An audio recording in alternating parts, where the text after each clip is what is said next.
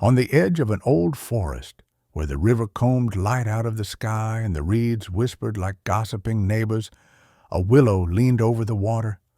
In its green hair lived a pair of willow-wrens, small as a cupped hand, quick as a thought, with eyes like polished seeds.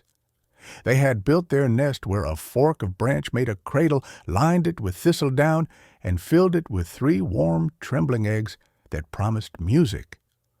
The forest had its own laws. The badgers kept to their roads, the owls kept to their hours, and the bears, when they wandered out of the high country, kept to their honey and berries, at least most of the time. But this year, a big bear had come down early, hungry and proud. He walked as if the ground belonged to him and sniffed at everything that glowed or buzzed or sang. One afternoon he paused beneath the willow, hearing the willow-wrens call to each other, short bright notes that sounded like happiness, whittled thin. He lifted his head, stood on his hind legs, and peered into the green. There, just at the edge of his reach, was the little nest that held the forest's most precious secret, beginnings. "Ho," said the bear, mostly to himself, "a mouthful." The willow-wren saw him and fluttered close to the nest, trembling. "Please," she said, meaning every feather, "these eggs are not for you." The bear could have turned away. A better bear would have. But pride eats first and thinks later. He gave the tree a lazy shake. The nest slid. He opened his mouth and, like a careless storm, took what did not belong to him. The forest stilled. The willow held its breath. The bear swallowed and licked his lips, then shouldered back into the shade with a grunt that meant nothing at all. For a long time the willow-wrens made no sound. Grief stole their wings from the inside. When twilight finally loosened the knot around their throats, they flew to their neighbors, to the finches, the thrushes, the blackbirds, and told what had happened. Word traveled the way it always does, root to root and feather to feather, until even the crickets knew that something had gone wrong in the book the world keeps of itself. There are stories that end with lament and others that begin with it. This one decided to go on.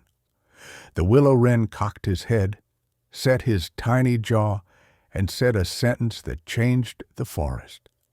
"If the great won't keep the law, the small must write it again." You may laugh, imagining a scrap of a bird marching up to a bear to demand justice. The willow-wren did not make that mistake. He flew by night through the pine corridors and called a council on the hollow side of the old stump where the moonlight pooled. They came, everyone too small to be counted by paws, the bees wearing their jackets of sunlight, the wasps with their narrow waists and quick tempers, the hornets heavy with thunder, the ants arriving in red and black regiments, the beetles in their glossy armor, the spiders with silver on their hands, and 100 more whom the large never bothered to name. The willow-wren told his story without embroidery. When he finished, the stump was silent as a held breath. Then old Queen Bee, who had seen more summers than the ringed oak, spoke. "The law is not a roar," she said. "It's a chorus. If we sing it together, even a bear must hear." "What is your plan?" asked the hornets, itching for the warm word that meant battle. "Not a charge," said the willow-wren. "A lesson." They drew their map on a slab of bark. Paths the bear liked, hollows where he slept, streams where he drank, the places where honey tempted him, and the spots where he scratched his back.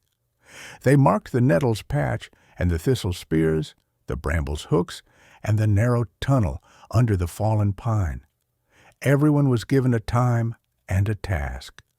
The ants grinned their small, fierce grins. The spiders stitched. The bees hummed the tune that keeps courage standing upright. At dawn, the bear woke impatient. He had dreamed of sweetness and found morning instead, all dew and judgment.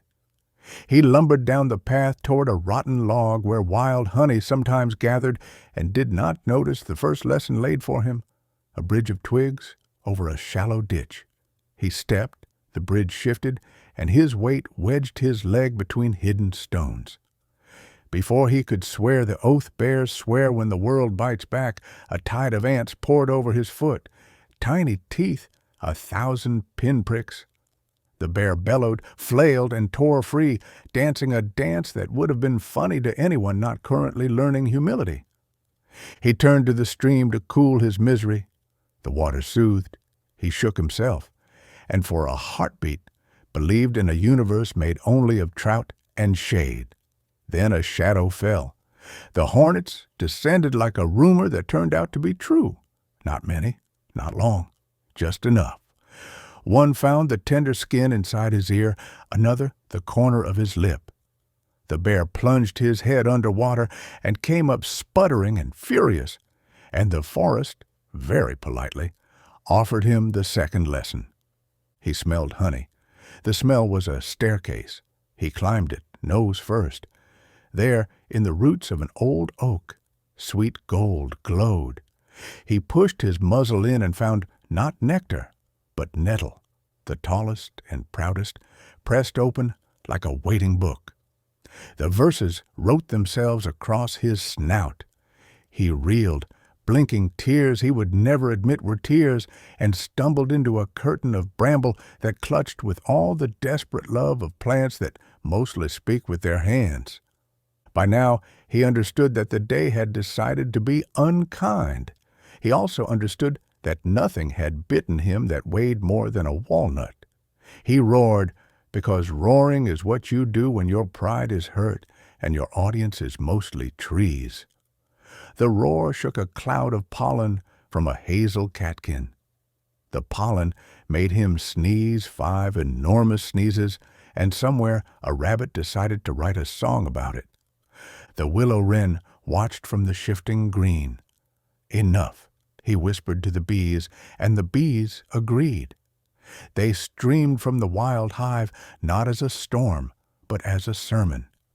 They orbited the bear, their bodies writing in the air the one truth pride hates to read. You are not alone in this world. Then the lesson changed. The bees parted. The willow-wren flew into the clear and hovered at eye level. The bear swung a paw too slow to be frightening and too fast to be wise. The willow-wren rose just above it and spoke, and though his voice was small, it carried because everyone else kept quiet. You took what was not given. You called it nothing. Feel now the weight of what you call nothing. The bear's chest rose and fell. He looked at the army he had made by carelessness. He felt the line of stings, the pulse in his ear, the itch that would not yield to scratching. The enormous has only 2 honorable choices when confronted by the multitude of the small: learn or destroy. He thought about choosing the old way, smash and swat and crush, until the ground remembered him as a stamp, not a story. Then, through the bramble, he saw a mother hedgehog hurrying her litter away from his anger, and for a moment he felt how heavy his shadow had grown. "Speak your judgment," he said, not gently, but not with a snarl either. The willow-wren's nest was gone forever, and the forest does not turn time backward, not even for grief that deserves it. Revenge might have tasted hot and quick, but it would not have fed anyone for long. So the council's plan had never been to ruin the bear, only to teach him a shape he could live in without breaking everything he touched. "Make it right," said the willow-wren, "not with a gift that shines for a day, but with a promise kept for many. You will guard the willow. No claw on its bark, no appetite in its boughs. You will warn your kin that nests are not snacks, that eggs are not prizes, that hunger does not excuse taking children. You will carry honey to those who cannot reach it, old badger, lame fox, fledglings fallen from storms. You will be strong for someone other than yourself." The bear bristled. "Because if you have been your own center for a long time, The idea of circling something else makes you dizzy. But the hornet in his ear, and the nettle on his snout, and the memory of the hedgehog did their quiet work. He sat back on his haunches and put his heavy paws on the ground like two signatures. "I will do what I can," he said, which sounds like a half-promise until you learn to hear inside it. "I will change." "Begin today," said Queen Bee. "Begin with the week." The bear went to the oak where the real honey lived, and without taking a drop, rolled a fallen log into a better shape for a stream crossing. He pushed stones into a ford so that the deer could pass without sliding, and the frogs could sit without fear of boots that were paws. He stood while the ants carried crumbs from a forgotten picnic and did not laugh at their effort. It is not easy for the mighty to learn the small work. Their muscles are built for big gestures. But he learned. News traveled again. The foxes snorted at first, then took to hunting where the rabbits had room to run instead of where the burrows were crowded. The boars grumbled, as is their right, then stopped turning over nests for amusement.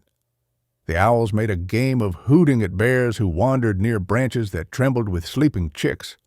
Slowly, like frost retreating along a fence, the old habit of thinking weight equals worth began to lift. As for the willow-wrens, they built again.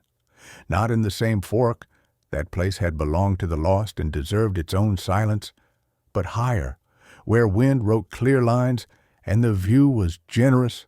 Their new nest was not better because it was safer. It was better because it was tended by a forest that had remembered itself. The bear sometimes slept at the foot of the tree, a great brown boulder with breath, and woke stiff but satisfied. When the eggs hatched and the nest rang with hunger, the willow-wrens carried more than insects to their young. They carried a story thin enough to fly and strong enough to build on.